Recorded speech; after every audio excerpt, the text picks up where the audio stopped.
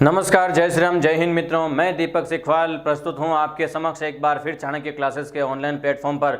और हम यहां पर करते हैं हिंदी विषय की चर्चा। और मित्रों, अब तक हमारी जो चर्चा का विषय था वो स्वर संधि था, और आज हम बात करने जा रहे हैं व्यंजन संधि के बारे में।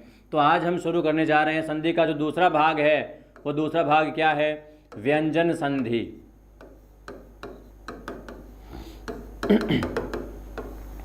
तो मित्रों, आगे बढ़ने से पहले यदि आपने अब तक चाणक्य क्लासेस के YouTube चैनल को यदि सब्सक्राइब नहीं किया है तो चैनल को सब्सक्राइब कर लें, बेल आइकन को प्रेस कर लें, ताकि आने वाली वीडियोस के जो अपडेट्स हैं वो सबसे पहले आप तक पहुंचते रहें और आपका हमारा जो एक नियमित संपर्क है वो बना रहे।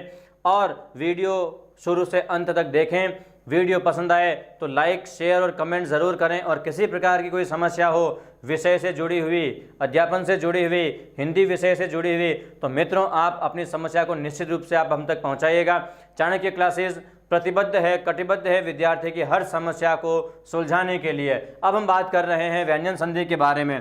तो मित्रों, हम आज पढ़ने जा रहे हैं व्यंजन संधि। और व्यंजन संधि का जो आज हम सबसे पहले शुरुआत कर रहे हैं परिभाषा के बारे में। व्यंजन संधि के बारे में मैंने आपको स्वर संधि के पहले वीडियो में संधि के पहले वीडियो में मैंने आपको बताया था कि सामान्य रूप से हम इनके लक्षणों को कैसे पहचानते हैं कि स्वर संधि किस शब्द में है, व्यंजन संधि किस शब्द में है। एक बार फिर से मैं आपको बता दूं। मित्रों, ध्यान रखना है कि स्वर संधि में प्रथम पद का जो अंतिम वर्ण होता था वो क्या होता था? कोई स्वर होता था। और दूसरे पद का प्रथम वर्ण भी क्या होता था? स्वर होता था। तो पहले क्या आया है? पहले स्वर आया है, और यही संधि का मुख्य लक्षण निर्धारक हो गया। पहले स्वर आया है तो संधि कौन सी हो जाएगी? स्वर संधि हो जाएगी। अभी हम बात करने जा रहे हैं व्यंजन संधि के बारे में। तो मित्रों, प्रथम पद का जो अंतिम वर्ण है वो क्या होगा? यहाँ व्यंजन होगा। और दूसरे पद का प्रथम वर्ण वो कोई स्वर भी हो सकता है और वो कोई व्यंजन भी हो सकता है। आपको यहाँ पर ध्यान ये रखना है कि प्रथम पद के अंतिम वर्ण के रूप में क्या आया है? तो प्रथम पद के अंतिम वर्ण के रूप में आप देख सकते हैं व्यंजन आया है। तो निश्चित रूप से यहाँ संधि कौन सी होगी? व्यंजन संधि होगी। कौन सी संधि होगी? व्यंजन संधि। तो अब आपको व्यंजन संधि की जो एक परिभाषा है, जो एक सोफिस्टिकेटेड जो परिभाषा होती है, वो परिभाषा आपके समझ में आ गई होगी। आपने समझ ली होगी कि व्यंजन संधि में प्रथम पद का अंतिम वर्ण व्यंजन होता है। दूसरे पद का प्रथम वर्ण जो क्या होता है वो क्या होता है? स्वर या व्यंजन। यानी प्रथम पद का अंतिम वर्ण व्यंजन, दूसरे पद का प्रथम वर्ण स्वर या व्यंजन। और इन दोनों के योग से विकार किस में आता है? मूल व्यंजन वर्ण में विकार आता है। तो संधि कौन सी हो जाती है? व्यंजन संधि हो जाती है। इसी को आधार बना करके अब हम जो अपनी परिभाषा है वो परिभाषा लिख लेते हैं। परिभाषा यहाँ पर क्या कहती है कि किसी व्यंजन वर्ण के बाद, किसी व्यंजन वर्ण के बाद किसी स्वर या व्यंजन के योग से, स्वर या व्यंजन के योग से उत्पन्न ध्वनि परिवर्तन को क्या कहते हैं? व्यंजन संधि कहते हैं। क्या कहते हैं? व्यंजन संधि कहते हैं। पहले कोई व्यंजन होगा, बाद में कोई स्वर या व्यंजन होगा, और इन दोनों के योग से जो ध्वनि में विकार आएगा उसी विकार को हम क्या कहेंगे? व्यंजन संधि कहेंगे। अब हम बात कर रहे हैं व्यंजन संधि के भेदों के बारे में। तो मित्रों, आप जानते हैं कि सामान्यतः स्वर संधि के जो भेद होते हैं, हमने पढ़ा था कि स्वर संधि के 5 भेद होते हैं। पांचों भेदों का हमने नामकरण किया था। दीर्घ संधि, गुण संधि, वृद्धि संधि, यण संधि और अयादि संधि। लेकिन मित्रों, यहाँ पर आपको ध्यान रखना है कि व्यंजन संधि जो हम पढ़ने जा रहे हैं इसके भेद तो बहुत हैं, लेकिन कहीं पर भी भेदों का नामकरण किया हुआ नहीं है। यानी कि हम गणना आधारित संख्या के आधार पर ही, संख्या क्रम में ही हम इन नियमों का अध्ययन करेंगे। विशेष रूप से इनका कोई अलग से नामकरण नहीं है, इस बात का आप ध्यान रखें। तो अब हम बात कर रहे हैं व्यंजन संधि के पहले नियम के बारे में। तो व्यंजन संधि का जो पहला नियम है वो नियम क्या कहता है? नियम 1,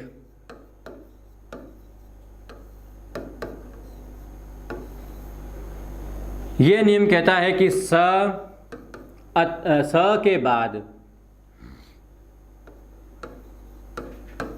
स के बाद यदि श, च या छ वर्ण हो तो स का श हो जाता है। स का क्या हो जाता है? श हो जाता है। और इस प्रकार के ध्वनि परिवर्तन को आप क्या कहते हैं? निश्चित रूप से व्यंजन संधि कहते हैं। क्या कहते हैं? व्यंजन संधि।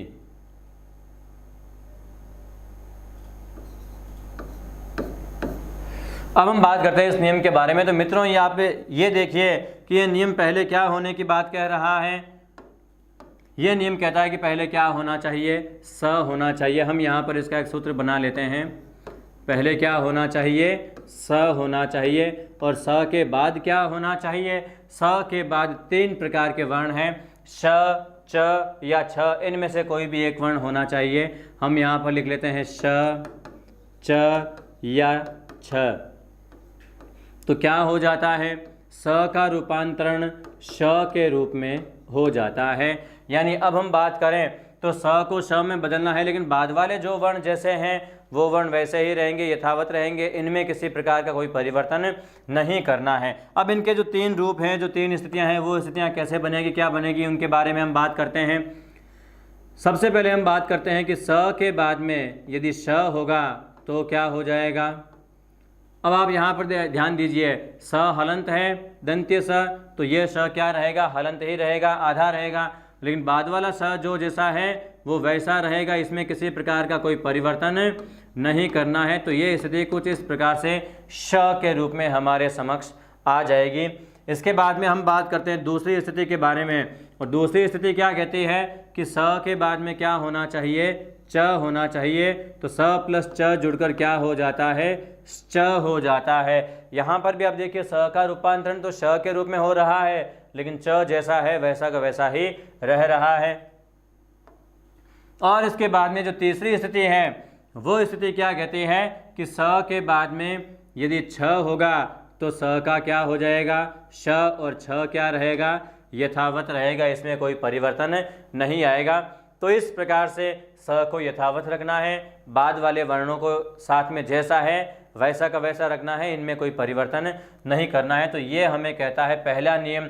लेकिन मित्रों कई बार नियमों के साथ साथ चलने वाली कुछ और भी बातें होती है, उन पर भी ध्यान रखना, उनका भी ध्यान रखना, उनको भी नज़र में रखना बेहद ज़रूरी हो जाता है कभी कभी। क्योंकि ये मूल नियम कभी कुछ विशेष बातें, वो बातें नहीं बताते हैं जो इनके साथ चलने वाले जो उप नियम हैं, जो विशेष ध्यातव्य बिंदु हैं, वो बता देते हैं। तो हम पहले उनके बारे में एक बार चर्चा कर लेते हैं। वो आपको बता दूं पहले, यहाँ पर आपको ध्यान एक ये रखनी है, कोई विशेष परिस्थितियों में जब पहले क्या आ जाए, आप इस चीज़ को नोट के रूप में लिख लीजिएगा कि निस, निर तथा निहि उपसर्ग रूपों के बाद,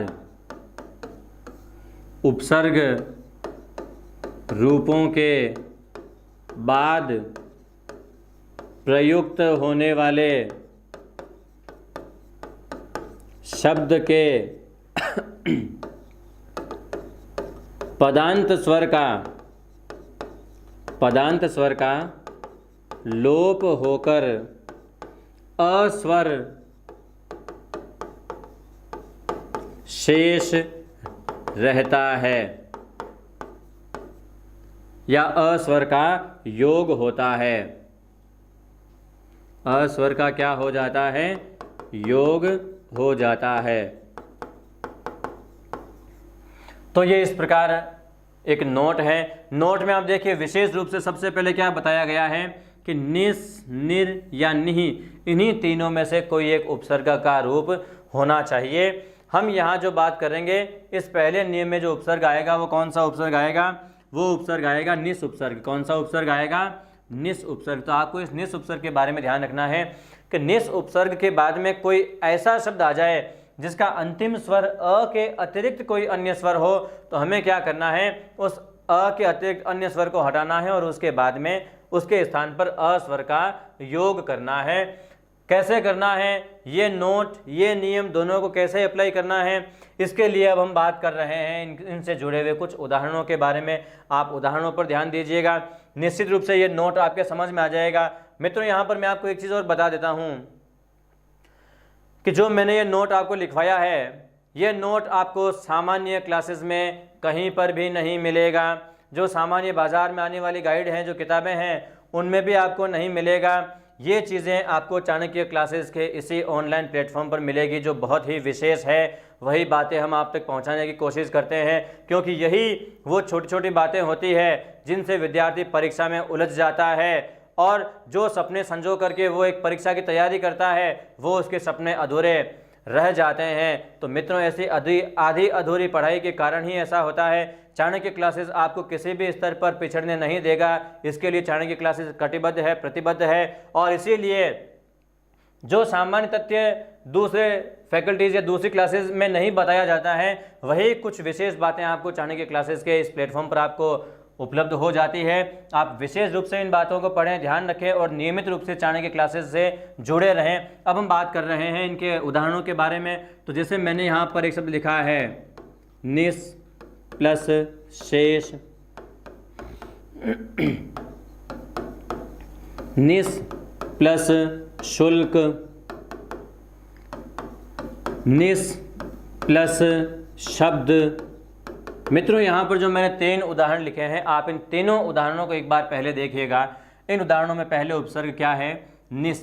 जैसा कि मैंने आपको बताया था कि प्रथम पद का अंतिम वर्ण क्या होना चाहिए, स होना चाहिए, और दूसरे पद के प्रथम वर्ण के रूप में भी क्या होना चाहिए, श होना चाहिए। जो प्रथम पद का अंतिम वर्ण स है, ये किस प्रकार का वर्ण है, ये दंत्य ध्वनि है। ध्यान रखना है, किस प्रकार की ध्वनि है, ये दंत्य ध्वनि है। और उसके बाद में जो ये शंकर वाला श आया है, ये किस प्रकार की ध्वनि है, ये तालव्य ध्वनि है। किस प्रकार की ध्वनि है, तालव्य ध्वनि। कई बार परीक्षाओं में इन उच्चारण अंगों से जुड़ा हुआ सवाल भी आपको संधि में पूछ लेते हैं कि दंत्य ध्वनि के बाद तालव्य ध्वनि आने पर दंत्य ध्वनि का रूपांतरण किस में होगा। तो मित्रों, आपको बता दूं, दंत्य ध्वनि का रूपांतरण किस में होगा, तालव्य ध्वनि के अनुसार हो जाएगा। किसके अनुसार हो जाएगा, तालव्य ध्वनि के अनुसार ही हो जाता है। यानी दंत्य ध्वनि जो है वो तालव्य ध्वनि में बदल जाती है। आप यहाँ पर देख रहे हैं कि जो दंत्य ध्वनि स है वो तालव्य ध्वनि श के रूप में बदल रही है। आप इस चीज़ का ध्यान रखें। ये जो दंत्य और तालव्य ध्वनि वाले जो नियम है, आगे आने वाले 3 सूत्रों तक नियमित रूप से हम पढ़ते रहेंगे, इसी क्रम में हम पढ़ते रहेंगे। और इन सभी तीनों नियमों में पहले दंत्य वर्ण आएगा, बाद में तालव्य वर्ण आएगा, और दंत्य वर्णों का योग हमें किस में करना है, तालव्य वर्ण के रूप में करना है। अब हम बात करते हैं इन उदाहरणों की। तो आप यहाँ पर देखिए कि प्रथम पद का अंतिम वर्ण यहाँ पर क्या है, स है। दूसरे पद का प्रथम वर्ण भी क्या है, श है। तो स के बाद में श होगा तो स का रूपांतरण इसी तालव्य श के रूप में हो जाएगा। तो यदि हम बात करें निस प्लस शेष की, तो जब हम इसकी संधि करेंगे तो रूप क्या हो जाएगा, जो स है वो श के रूप में बदल जाएगा। शब्द क्या हो जाएगा, निश, और बाद वाला जो शेष जैसा है वो वैसा का वैसा रहेगा। शब्द क्या हो जाएगा, निशेष हो जाएगा। इसी प्रकार निस प्लस शुल्क का क्या हो जाएगा, निःशुल्क हो जाएगा। इसी प्रकार निस प्लस शब्द के लिए क्या हो जाएगा, निशब्द हो जाएगा। तो इस प्रकार अब मैं यहाँ पर कुछ उदाहरण ऐसे लिख रहा हूँ जहाँ पर इस नियम के साथ में जो मैंने नोट दिया है ये भी लागू होता है। तो इसके उदाहरण कैसे बन जाते हैं, जरा एक नज़र आप उन पर भी डाल दीजिए। तो जैसे मैंने यहाँ पर शब्द लिख दिया है निस प्लस शंका। शब्द क्या लिख दिया है, निस प्लस शंका। दूसरा एक और शब्द मैंने लिख दिया है निस प्लस शक्ति। तो इस प्रकार से मैंने यहाँ पर ये 2 उदाहरण आपके समक्ष रख दिए हैं। अब इन उदाहरणों का सॉल्यूशन कैसे करना है, आप देखिए यहाँ पर पहले स के बाद में श है, तो स को तो श में बदल देंगे तो शब्द क्या हो जाएगा, निश। अब आप देखिए नियम ये कहता है कि निस के बाद में कोई ऐसा शब्द होना चाहिए जिसका अंतिम स्वर अ के अतिरिक्त कोई और हो। यहाँ पर आप देखिए शेष, शुल्क शब्द, इन सभी में अंतिम स्वर अ ही था, लेकिन शंका में अंतिम स्वर अ नहीं है, आ है। तो हमें क्या करना है कि उत्तर पद का दूसरे पद का जो पदांत स्वर है, जो अंतिम स्वर है, उसका हमें क्या करना है, लोप कर देना है। और लोप करके उसके स्थान पर स्वर कौन सा रख देना है, अस्वर रख देना है। तो इस प्रकार शंका के स्थान पर क्या हो जाएगा, शंक हो जाएगा। तो शब्द क्या हो जाएगा, निशंक हो जाएगा। इसी प्रकार निस प्लस शक्ति का क्या हो जाएगा, शक्ति में जो ई है, ई का लोप होकर शब्द क्या हो जाएगा, निशक्त रूप बन जाएगा। ठीक है। अब निस निर निह इन उपसर्गों के योग में कौन कौन से शब्द होंगे जिनमें रूपांतरण होगा, जिनमें परिवर्तन होगा, तो वो चीज़ भी आप एक बार साथ में नोट कर लीजिएगा। आपके लिए बहुत ही अच्छी रहेगी ये चीज़, क्योंकि सामान्यतः आपको ऐसे शब्दों से कोई परिचय नहीं मिलता है। हम बात करते हैं कौन कौन से शब्द होंगे ऐसे। तो ये जो मैंने आपको नोट लिखवाया है, इस नोट से जुड़े हुए जो शब्द हैं वही शब्द आपको यहाँ पर मैं लिखवा रहा हूँ। ध्यान दीजिएगा आप अच्छी तरह से, और साथ साथ में नोट करते रहिएगा, लिखते रहिएगा। जैसे कि मैंने शब्द लिखा है शंका, तो शंका का रूपांतरण शंक के रूप में हो जाएगा। किस रूप में हो जाएगा, शंक के रूप में। इसी प्रकार एक शब्द आ गया शक्ति, तो शक्ति का रूपांतरण शक्त के रूप में हो जाएगा। इसी प्रकार आप देखेंगे चिंता, चिंता का रूपांतरण किस रूप में हो जाएगा, चिंता का रूपांतरण चिंत के रूप में हो जाएगा। और ऐसा कब होगा, जब पहले निस उपसर्ग हो तब होगा। चेतना का क्या हो जाएगा, चेतना का चेतन हो जाएगा। चेतना का क्या हो जाएगा, चेतन हो जाएगा। इसी प्रकार आप देखेंगे इच्छा का क्या हो जाएगा, इच्छा का इच्छ हो जाएगा। मुक्ति से क्या हो जाएगा, मुक्ति से मुक्त हो जाएगा। और इसी प्रकार कुछ और शब्दों की अगर हम बात करें तो जैसे सीमा है, तो सीमा शब्द का रूपांतरण सीम के रूप में हो जाएगा। आत्मा शब्द का या बुद्धि शब्द का रूपांतरण बुद्ध के रूप में हो जाएगा। आत्मा का आत्म हो जाएगा। आत्मा का क्या हो जाएगा, आत्म। और बुद्धि का रूपांतरण क्या हो जाएगा, बुद्धि का रूपांतरण बुद्ध के रूप में हो जाएगा। निर प्लस बुद्धि का रूपांतरण क्या हो जाता है, निर्बुद्ध हो जाता है। तो इस प्रकार से ये रूपांतरण तभी होना है जब पहले कौन सा उपसर्ग हो, निस निर या निहि में से कोई उपसर्ग रूप हो। तो इस प्रकार से शब्दों का रूपांतरण हो जाता है। आगे हम जो कुछ और उदाहरण पढ़ने जा रहे हैं, निश्चित रूप से ये उदाहरण आपके वहाँ पर भी बराबर काम आएंगे। अभी हमने ये जो उदाहरण लिखे हैं, ये उदाहरण आपको ध्यान रखना है कि जो परिवर्तन होना है वो केवल निस के कारण ही शंका का आ और शक्ति के ई का लोप होना है, इसके स्थान पर आ होना है। यदि दुस उपसर्ग या कोई अन्य उपसर्ग हो गया तो उसमें इस प्रकार का कोई परिवर्तन नहीं होगा। कैसे नहीं होगा, जैसे मैंने यहाँ पर एक शब्द लिख दिया है दुस प्लस शासन, दुस प्लस शब्द, दुस प्लस शील, दुस प्लस शंका। तो इस प्रकार के ये कुछ शब्द हमने लिखे हैं। यहाँ पर भी नियम वही लागू होगा। स के बाद में श है, इसलिए स का रूपांतरण किस में कर दोगे आप, श के रूप में कर दोगे। तो दुस प्लस शासन का रूप क्या हो जाएगा, निश्चित रूप से आप सही सोच रहे हैं, शब्द हो जाएगा दुशासन। दुस प्लस शब्द का क्या रूप हो जाएगा, तो इसका रूप हो जाएगा दुष्शब्द। इसी प्रकार दुस प्लस शील से क्या हो जाएगा, दुश्शील। और दुस प्लस शंका का रूप क्या हो जाएगा, दुष्शंका। तो इस प्रकार ये जो पहले नियम का जो पहला सूत्र है ये आपके अच्छी तरह से समझ में आ गया होगा। अब दूसरा सूत्र ये कहता है कि यदि स के बाद में त हो जाएगा तो स का श और त का जो स है, सॉरी, स के बाद में यदि च हो जाएगा तो स का क्या हो जाएगा, श और च क्या रहेगा, यथावत रह करके शब्द क्या बन जाएगा, च बन जाएगा। और यही इस च अब आपको बनाना है। इसी से जुड़े हुए कुछ शब्द मैं लिख रहा हूँ। जैसे मैंने शब्द लिख दिया निस प्लस चय, निस प्लस चय। इसी प्रकार मैंने शब्द लिख दिया निस प्लस चित, निस प्लस चिंता, निस प्लस चेतना,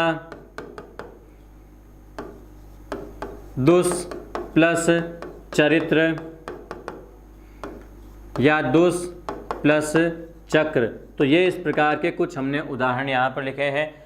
यहाँ पर आप देखोगे कि प्रथम पद का जो अंतिम वर्ण है वो क्या है, स है। दूसरे पद का प्रथम वर्ण क्या है, च है। तो यहाँ पर जो परिवर्तन है वो परिवर्तन क्या हो जाएगा, स का रूपांतरण श के रूप में हो जाएगा। तो निस प्लस चय का रूप क्या हो जाएगा, निश्चय। इसी प्रकार निस प्लस चित्त का रूप क्या हो जाएगा, स का श होकर के चित्त यथावत रहेगा, शब्द क्या हो जाएगा, निश्चित। अब इसी प्रकार निस प्लस चिंता, तो यहाँ पर आपको ध्यान रखना है कि निस प्लस चिंता का स के बाद में च है तो स का तो क्या हो जाएगा श, और चिंता में जो ची है वो इसी प्रकार रहेगा। लेकिन यहाँ पर ध्यान रखना है कि पदांत स्वर जो आ है, इस आ का हमें क्या करना है, लोप करना है। क्यों करना है ये आपको मैंने पहले यहाँ पर नोट में बता दिया है कि यदि पहले उपसर्ग क्या हो निस और उसके बाद में शब्द क्या हो, चिंता शब्द हो, तो चिंता का चिंत रूप ही हमें ग्रहण करना है। तो इस प्रकार जो शब्द बनेगा वो क्या बनेगा, निश्चिंत शब्द बनेगा। क्या शब्द बनेगा, निश्चिंत। तो इसी प्रकार से हमने क्या बनाया है यहाँ पर, निश्चिंत। इसी प्रकार चेतना का भी चेतन में रूपांतरण हो जाएगा, क्योंकि चेतना से पहले भी उपसर्ग क्या है, निस है, और निस उपसर्ग के योग में उत्तर पदांत स्वर का आकार हो जाता है। तो इस प्रकार निस प्लस चेतना का क्या हो जाएगा, निश्चेतन। दुस प्लस चरित्र का क्या हो जाएगा, दुष्चरित्र। और इसी प्रकार दुस प्लस चक्र का क्या हो जाएगा, दुष्चक्र रूप हो जाएगा। तो निश्चित रूप से आपके ये नियम भी अच्छी तरह से समझ में आ गया होगा। अब हम बात करते हैं आगे कुछ और जो शब्द हैं उनके बारे में। अगला जो सूत्र है वो सूत्र हमें ये कहता है कि यदि स के बाद में छ हो जाए तो भी आपको क्या करना है, स का रूपांतरण श के रूप में करना है और छ को यथावत रखना है। और इस प्रकार ये इसकी एक जो स्थिति बनेगी इस छ की, इस पर आधारित कुछ नियम, क्योंकि आप जानते हैं कि छ शब्द पर बहुत ही कम मात्रा में नियम बनते हैं। तो जो शब्द बन रहे हैं हम उन शब्दों को यहाँ पर लिख रहे हैं। जैसे कि मैंने शब्द लिख दिया निस प्लस छल, अगला शब्द हो जाएगा दुस प्लस छलित, और उसके बाद में शब्द हो जाएगा अंतस प्लस छिद्र। तो इस प्रकार के ये कुछ उदाहरण हो जाते हैं।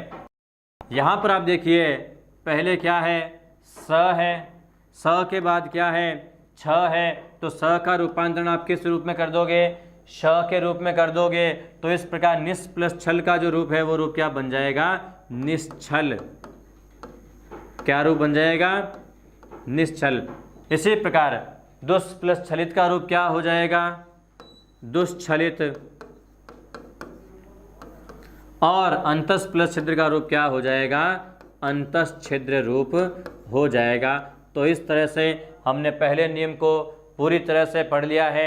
आशा करता हूँ ये सारे उदाहरण आपके भी समझ में आ गए होंगे, और परीक्षा में अब इससे जुड़ा हुआ कोई भी उदाहरण होगा तो मैं ऐसा विश्वास कर सकता हूँ कि कोई भी उदाहरण आपकी अप्रोच से परे नहीं रहेगा। मगर फिर भी यदि मित्रों किसी शब्द को लिखने को लेकर असमंजस की स्थिति हो, या किसी किताब में किसी पुस्तक में यदि कोई ऐसा शब्द मिला हो जो सॉल्व करने में आपको समस्या आ रही हो, तो मित्रों कमेंट सेक्शन जो है वो केवल आपके लिए बना है। निश्चित रूप से आप उसके जरिए आप अपनी समस्या हम तक पहुंचा दीजिएगा। आपकी समस्या होगी ज़रूर, लेकिन वो समस्या रहेगी नहीं। इसके लिए मैं प्रतिबद्ध हूँ, चाणक्य क्लासेस प्रतिबद्ध है, और इसी प्रतिबद्धता के साथ हम अपनी पढ़ाई के जो अगला जो नियम है व्यंजन संधि का, उसकी ओर चलते हैं। व्यंजन संधि का जो दूसरा नियम है, ये नियम क्या कहता है, नियम 2।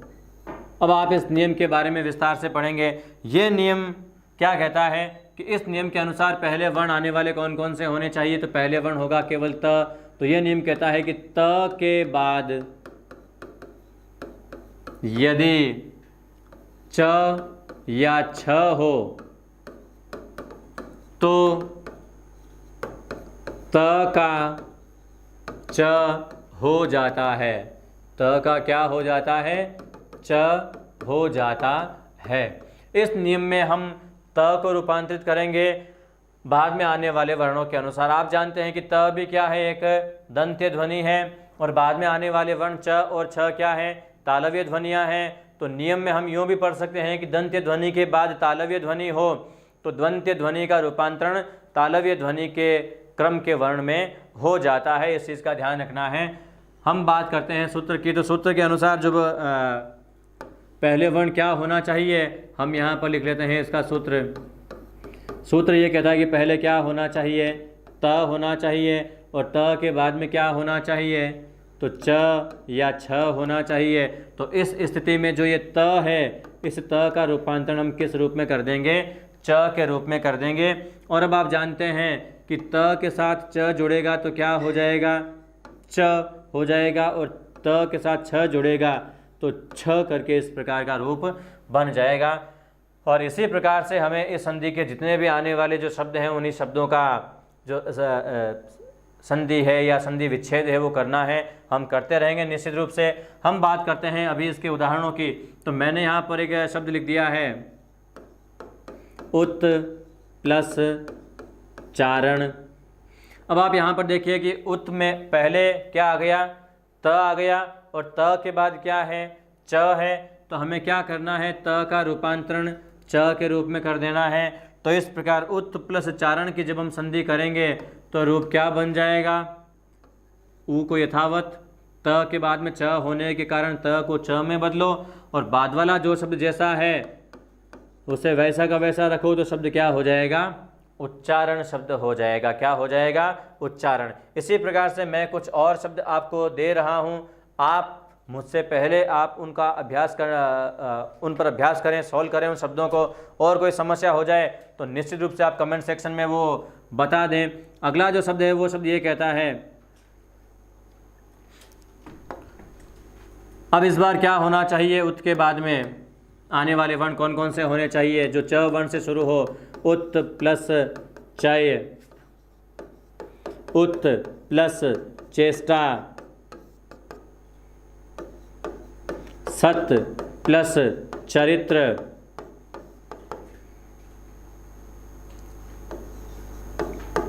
भगवत प्लस चिंतन, और भी इसके बहुत से शब्द बनेंगे। विद्युत प्लस चालक, विद्युत प्लस चालक, विद्युत प्लस चंचल, वात प्लस चलित, वृहत प्लस चक्र, वृहत प्लस चक्र। तो इस प्रकार के ये कुछ शब्द और आपके सामने हैं। निश्चित रूप से आप इनका बराबर सॉल्यूशन कर रहे होंगे, आप इनका समाधान कर रहे होंगे, और जो आपने लिखा है वो सही है या नहीं, इस बात को भी आप तुरंत साथ में जांचते रहिएगा, ताकि किसी प्रकार की यदि कोई गलती हो भी गई हो आपसे तो वो गलती आगे ना रहे। हम बात करते हैं उत प्लस चय की। तो इसका संधि रूप क्या हो जाएगा, उच्चय। यहाँ पर भी आपको क्या करना है, त के बाद में च है इसलिए त को च में बदल देना है। इसी प्रकार उत प्लस चेष्टा का क्या हो जाएगा, उच्चेष्टा। सत प्लस चरित्र का क्या हो जाएगा, सच्चरित्र। भगवत प्लस चिंतन का क्या हो जाएगा, भगवत चिंतन। इसी प्रकार विद्युत प्लस चालक में आप देखिए कि पहले त है फिर च है, तो त को च में बदल देंगे, शब्द क्या हो जाएगा, विद्युत। देखो यहाँ पर त को हमने च में बदल दिया है, बाद वाला जो चालक जैसा है वो वैसा का वैसा रहेगा, शब्द क्या हो जाएगा, विद्युत चालक शब्द हो जाएगा। इसी प्रकार विद्युत प्लस चंचल से क्या हो जाएगा, विद्युत चंचल। कई बार विद्यार्थी ये भ्रम पा लेते हैं कि एक साथ 3-3, 4-4 बार कोई व्यंजन भला कैसे आ सकता है।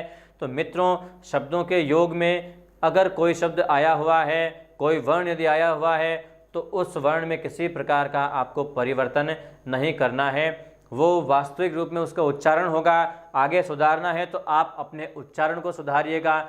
शब्द में किसी भी प्रकार का फेरबदल यदि आपने करना चाहा तो वो शब्द मानकीकृत दृष्टि से क्या हो जाएगा, अशुद्ध हो जाएगा। और आपको इन्हीं अशुद्धियों से बचाने के लिए ही मैं इस प्रकार के कुछ ऐसे शब्द रखता हूँ जहाँ पर आप देख रहे हैं कि यहाँ पर च की आवृत्ति जो है वो 3 बार हो गई है। तो मित्रों ऐसा संभव है, ऐसा होता है, इसमें बिल्कुल भी आपको घबराने की ज़रूरत नहीं है। आगे मैं बात करता हूँ वात प्लस चलित की, तो शब्द क्या हो जाएगा, वात चलित शब्द हो जाएगा। और इसी प्रकार वृहत प्लस चक्र का क्या हो जाएगा, वृहत चक्र हो जाएगा। क्या हो जाएगा, वृहत चक्र। तो इस प्रकार से व्यंजन संधि का जो ये दूसरा नियम है, दूसरे नियम में त के बाद च हो तो त को च में बदलना है। इससे जुड़े हुए हमने ये कुछ उदाहरण पढ़े हैं। अब हम बात कर रहे हैं त के बाद में क्या होना चाहिए, छ होना चाहिए। तो इसके भी कुछ उदाहरण मैं आपके समक्ष रख देता हूँ। जैसे एक शब्द आ गया उत प्लस छल, और एक मैंने शब्द लिख दिया वृहत प्लस छिद्र, वृहत प्लस छिद्र।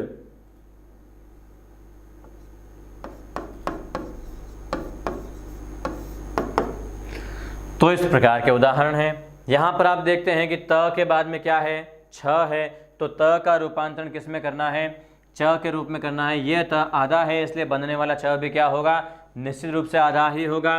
और उत प्लस छल की जब हम संधि करेंगे तो शब्द क्या हो जाएगा, उच्छल। शब्द क्या हो जाएगा, उच्छल शब्द हो जाएगा। इसी रूप में जैसा ये शब्द लिखा गया है आप इसको लिखने का प्रयास करें, उच्छल। और इसी प्रकार वृहत प्लस छिद्र शब्द लिखा हुआ है तो इसका संधि रूप क्या हो जाएगा, वृहत छिद्र। क्या रूप हो जाएगा, वृहत छिद्र। तो इस प्रकार से व्यंजन संधि के जो 2 उदाहरण हैं, जो 2 नियम हैं, वो 2 नियम हमने पढ़ लिए हैं। निश्चित रूप से मैं ये विश्वास कर सकता हूँ, या आशा कर सकता हूँ कि ये 2 नियम आपके अच्छी तरह से समझ में आ गए होंगे। वीडियो को पॉज कर कर के बीच में जो मैं उदाहरण लिखवा रहा हूँ, आप इन उदाहरणों को भी बराबर मात्रा में लिखते रहें, ताकि ऑनलाइन क्लासेस में जो आपको कई बार विद्यार्थियों की ऐसी समस्या होती है कि जो विद्यार्थी कुछ उदाहरण पढ़ना चाहते हैं ऑनलाइन क्लासेस में, उन्हें उतनी संख्या में उतनी मात्रा में उदाहरण नहीं मिलते हैं। तो मित्रों मेरी क्लास में आपको भरपूर मात्रा में उदाहरण भी मिल रहे हैं। आप इन उदाहरणों को लिखते रहिएगा, और जिस प्रकार की फीलिंग आपको एक ऑफलाइन क्लास में मिलती है, मैं पूरा प्रयत्न करता हूं कि आपको वही फीलिंग ऑनलाइन क्लास में मिलती रहे और आपका जो शिक्षण है वो सुचारू रूप से चलता रहे। अब हम बात करते हैं व्यंजन संधि के तीसरे नियम के बारे में। तीसरा नियम क्या कहता है उसके बारे में हम जान लेते हैं। तीसरा नियम ये कहता है, अब हम पढ़ने जा रहे हैं व्यंजन संधि का नियम तीसरा। तीसरे नियम के अंतर्गत आपको ये बताया गया, यहाँ पर वर्णों के आपके सामने कुछ विकल्प से रहेंगे। क्या रहेंगे, विकल्प। और वो विकल्प क्या रहेंगे कि त अथवा द, कि त अथवा द के बाद यदि ज हो, त अथवा द के बाद क्या हो, ज हो, तो त अथवा द का क्या हो जाता है, ज हो जाता है। त अथवा द का क्या हो जाता है, ज हो जाता है। अब ये ज कैसे होता है, इस चीज़ के बारे में हम विस्तार से जानेंगे। तो मित्रों यहाँ पर जैसे मैंने आपके लिए एक शब्द लिख दिया है सत प्लस जन। बहुत ही आसानी से कह सकते हो कि इसका रूप क्या बनेगा, क्योंकि इतना आसान शब्द है ये कि व्याकरण पढ़ने वाला जो विद्यार्थी है वो इस शब्द से अनजान रह जाए, ऐसा संभव ही नहीं है। सत प्लस जन का क्या रूप बनेगा, निश्चित रूप से आपके मन में आ रहा होगा सज्जन बनेगा। लेकिन मित्रों सज्जन बनना या सज्जन बनाना इतना सहज नहीं है। सज्जन बनने और बनाने में कितनी कठिनाइयाँ आती है, उन कठिनाइयों का आभास आपको अभी होने वाला है। यहाँ पर आप ध्यान दीजिएगा कि सत पद में आप देख रहे हैं कि प्रथम पद का जो अंतिम वर्ण है वो क्या है, त है, और त के बाद में क्या है, ज है। तो निश्चित रूप से आप क्या करना चाहोगे, त को सीधा ज में बदलना चाहोगे, लेकिन ऐसा नहीं होता है। कभी कभी बीच में ये द भी आ जाता है। तो ये द किस प्रकार से आ जाता है, इसकी जो प्रथम प्रक्रिया है वो मैं आपको बड़ी विस्तार से बता रहा हूँ। यहाँ पर इस संधि के साथ में एक और संधि का जो व्यंजन संधि का नियम है वो भी इसी के साथ में लागू होता है। वो नियम क्या कहता है कि किसी भी वर्ग के प्रथम वर्ण के बाद में, आप जानते हैं कि ये जो त है ये क्या है, अपने वर्ग का प्रथम वर्ण है। इसके बाद में प्रथम वर्ण के बाद में क्या होना चाहिए, किसी वर्ग का तृतीय वर्ण होना चाहिए। तो आप यहाँ पर देखते हैं कि ये जो ज है, ये ज क्या है, च वर्ग का तृतीय वर्ण है, च छ ज तीसरे क्रम में आता है। तो वो नियम इस प्रकार से बन जाता है कि किसी भी वर्ग के प्रथम वर्ण के बाद यदि किसी वर्ग का तीसरा वर्ण हो तो प्रथम पद का जो वर्ण होता है वो अपने ही वर्ग का क्या हो जाता है, तीसरा वर्ण हो जाता है। तो अब आप जानते हैं कि त का तीसरा वर्ण क्या हो जाता है, त थ द क्या हो जाता है, द। तो सद का क्या हो गया, सद। तो कई बार ये शब्द आपको सद प्लस जन भी लिखा हुआ मिल सकता है। अब आप इसका संधि क्या करोगे, किस प्रकार से करोगे, तो ये मूल जहाँ पर शब्द के शुद्धि की बात आती है तो यहाँ पर ये त ही सही माना गया है, सत प्लस जन वाला रूप ही सही माना गया है, लेकिन द वाला रूप भी ज़्यादा अशुद्ध नहीं है। इस चीज़ को लेकर के भी आप थोड़ा ध्यान रखें। कई बार क्या होता है कि परीक्षाओं में विकल्प देखने को ऐसा मिल जाता है, सत प्लस जन और सद प्लस जन। अब आपको यहाँ पर ध्यान क्या रखना है, आपको यहाँ पर ध्यान ये रखना है कि इन दोनों में से हलंत वर्ण कौन सा है। बहुत ही माइनर सा अंतर दिया हुआ होता है परीक्षा के प्रश्न पत्रों में, यदि आप थोड़ा ध्यान से देखोगे तो निश्चित रूप से ऐसी छोटी छोटी गलतियों को आप पकड़ लोगे अपनी। अगर द हलंत है तो हमें द को चुनना है, और यदि द हलंत नहीं है, द पूरा दिया हुआ है और त हलंत है तो आपको किसको चुनना है, त को चुनना है। लेकिन कभी कभी कुछ विषम परिस्थितियों में त और द दोनों ही हलंत अवस्था में आ जाते हैं। उस अवस्था में हमें केवल सत्य के जो त वाला रूप है इसी रूप को चुनना है। उस स्थिति में द वाला रूप क्या हो जाता है, गलत हो जाता है। यहाँ पर प्रक्रिया के अंतर्गत, क्योंकि पहले के बाद में ज तीसरा वर्ण है, इसी प्रक्रिया के कारण पहले को तीसरे में बदलना पड़ता है संधि के नियम को लाने के लिए। और अब आप जानते हैं कि द भी तीसरे क्रम में है, ज भी तीसरे क्रम में है और समान क्रमों में ही ये परिवर्तन होता है। तो अब आप जो ये द जो कि दंत्य वर्ण है इसका रूपांतरण इसी के क्रम में जब तालव्य ध्वनि में करोगे तो द का रूपांतरण किस में हो जाएगा, ज के रूप में होकर शब्द क्या बन जाएगा, सज्जन शब्द बन जाएगा। तो सत्य प्लस जन का रूप इस प्रकार से क्या हो जाता है, सज्जन होता है। तो मित्रों, सज्जन बनाना या सज्जन बनना इतना मुश्किल है ये अब आप देख चुके होंगे हैं। अब हम बात करते हैं इनके दूसरे उदाहरणों के बारे में। तो आप बात करें ध्यान दें दूसरे उदाहरणों की तरफ। मैंने यहाँ पर शब्द लिख दिया है उद प्लस जैनी, उद प्लस ज्वल,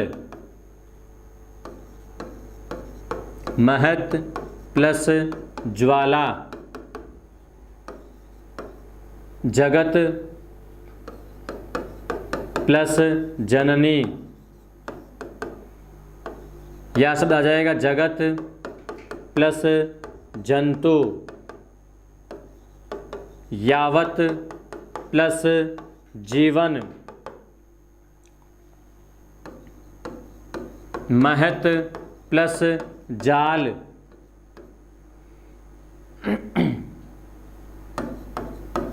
सत प्लस जन, सत प्लस जीवन।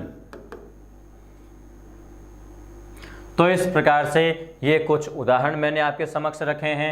आप इन उदाहरणों को सॉल्व करें और मैं जो इनका सॉल्यूशन साथ में दे रहा हूं उनसे एक बार मिलान ज़रूर कर लें, ताकि किसी प्रकार की यदि कोई गलती रह भी गई हो तो वो गलती आगे आने वाले समय तक आपके साथ ना रहें, परीक्षाओं में आपको विचलित ना करें। और जो आपकी इच्छा है, जिस उद्देश्य को लेकर आप ये वीडियो देख रहे हैं या जो प्रतियोगी परीक्षा की तैयारी करते हैं, मैं ईश्वर से, महादेव से प्रार्थना करता हूं कि आपका उद्देश्य, आपका मनोरथ निश्चित रूप से सफल होगा।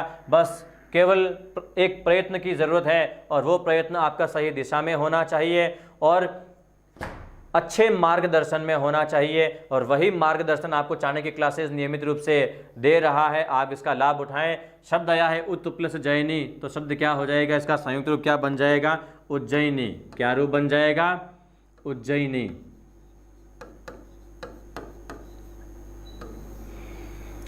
उत प्लस ज्वल से रूप क्या हो जाएगा, उज्ज्वल। मित्रों ये जो शब्द है उज्ज्वल, ये प्रतियोगी परीक्षाओं में बहुतायत पूछा जाता है और इसके जो विकल्प आते हैं वो किस प्रकार से आते हैं, जैसे कि उत प्लस ज्वल आपको शब्द दे दिया और पूछ लिया इसका सही संधि रूप क्या होगा, वहाँ पर आपको रूप दिया हुआ मिलेगा उज्ज्वल, वहाँ आपको रूप मिलेगा उज्ज्वल, वहाँ आपको रूप ये भी मिल जाएगा उज्ज्वल, वहाँ आपको रूप ऐसा भी मिल जाएगा उज्ज्वल। तो इनमें से कई बार आपके सामने एक घनघोर समस्या ये होती है कि एक जैसे दिखने वाले इन शब्दों में से सही शब्द को हम कैसे पहचानें। तो मित्रों ये जो आपकी अशुद्धि होती है वो संधि के द्वारा ही दूर हो सकती है। आप यहाँ पर देख रहे हैं कि उद में द हलंत है और उसके बाद में ज है, तो द का रूपांतरण भी आधे ज में ही होगा। तो जहाँ पर दोनों ज आधे हैं वही आपका विकल्प सही होगा। त हलंत है इसलिए ये ज आधा रहा और ज्वल में जो मूल शब्द है वो ज आधा है ही। तो इसी प्रकार से आप सही रूप से इस शब्द का चयन करेंगे। बाकी जो तीनों रूप हैं ये तीनों रूप क्या हैं, गलत हैं। इस बात का आप थोड़ा सा ध्यान रखिएगा। कई बार ये जो उज्ज्वल शब्द है आपको शब्द शुद्धि में भी पूछा जाता है कि वर्तनी की दृष्टि से सही शब्द कौन सा होता है। 4 शब्दों में इस प्रकार का एक शब्द दिया हुआ होता है। तो उज्ज्वल शब्द यदि दिया हुआ हो तो आपको ध्यान रखना है कि उसके दोनों ज यदि आधे हो तो ही वो शब्द सही होगा। अगर आधे नहीं हो, एक भी पूरा या आधा हो जाए तो वो उज्ज्वल शब्द क्या हो जाएगा, गलत हो जाएगा। इस चीज़ को आप ध्यान में रखिएगा। ऐसे ही एक शब्द और आता है, बहुत ही करीबी है, इसी उज्ज्वल से मिलता जुलता है और वो शब्द है प्रज्वल। निश्चित रूप से इस प्रज्वल शब्द को आप आज तक ऐसे ही लिखते रहे होंगे, लेकिन मैं आपको बता देता हूँ कि ये शब्द क्या है, अशुद्ध है। अब आप बोलोगे कि इसमें भला कैसी अशुद्धि हो सकती है। तो मित्रों ध्यान रखिएगा, इसमें केवल प्र उपसर्ग है और ज्वल मूल शब्द है और जब इन दोनों को जोड़ेंगे तो केवल प्रज्वल का यही रूप हमारे सामने आएगा। जो ये एक एक्स्ट्रा ज आप लाते हो, इसको लाने का कोई प्रावधान इस सूत्र में या इस खंड में तो कहीं पर नज़र आता नहीं है। इसीलिए इस रूप को क्या माना गया है, गलत माना गया है और ये रूप क्या माना गया है, सही माना गया है। तो मित्रों संधि एक ऐसा अध्याय है जो काफ़ी हद तक आपके कई अध्यायों से जुड़ी हुई समस्याओं को सॉल्व करता है। इसी संधि अध्याय में बहुत से पर्यायवाची शब्द भी आप सीख जाते हैं जो कि शब्दों के योग से जुड़ करके बनते हैं। और शब्दों में जो अशुद्धि होती है, शब्दगत, वर्णगत अशुद्धि, मात्रागत अशुद्धि, ऐसी अशुद्धियाँ इसी संधि अध्याय के द्वारा ही दूर की जा सकती है। तो संधि अध्याय को केवल एक संधि के नज़रिए से नहीं पढ़ना है, कई अध्यायों से इसको जोड़ते हुए हमें पढ़ना है ताकि हमारी जो पढ़ाई है वो सुचारू रूप से हो और एक अध्याय जो है वो कई जगह हमारे काम आ जाए। इसी प्रकार हमें इस पाठ का, इस अध्याय का अध्यापन करना है। अब हम बात करते हैं महत् प्लस ज्वाला। तो इसका रूप क्या हो जाता है, महत् ज्वाला। क्या हो जाता है, महत् ज्वाला। इसी प्रकार जगत प्लस जननी का रूप क्या हो जाता है, तो मित्रों ये रूप हो जाता है जगत जननी। क्या रूप हो जाता है, जगत जननी। दुर्गा माँ के पर्यायवाची शब्दों में आ जाता है जगत जननी। जगत प्लस जंतु का रूप क्या हो जाता है, जगत जंतु। इसी प्रकार यावत प्लस जीवन का रूप क्या हो जाता है, यावत जीवन। इसी प्रकार से महत् प्लस जाल का रूप क्या हो जाता है, तो ये रूप हो जाता है महत् जाल। इसी प्रकार से सत प्लस जन का रूप क्या हो जाता है, सज्जन। क्या रूप हो जाता है, सज्जन। और सत्य प्लस जीवन का रूप क्या हो जाता है, सज्जीवन रूप हो जाता है। तो आशा करता हूँ व्यंजन संधि का ये जो तीसरा नियम है ये निश्चित रूप से आपके समझ में आ गया होगा।